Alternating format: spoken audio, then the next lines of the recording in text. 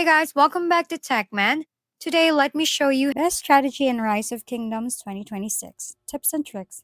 Getting started in Rise of Kingdoms means making smart choices early. First, pick a civilization that suits your playstyle. Each offers unique bonuses like faster troop march, better gathering, or combat boost.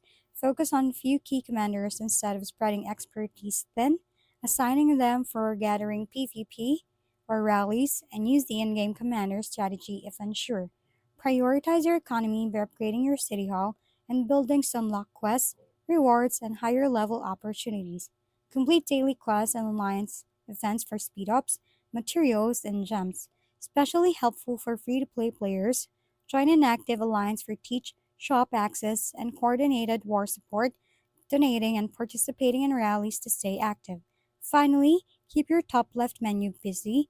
Train units, research tech, and upgrade buildings consistently, avoiding idle queues. Following the step early sets a strong foundation for power, resources, and influence as your kingdom grows.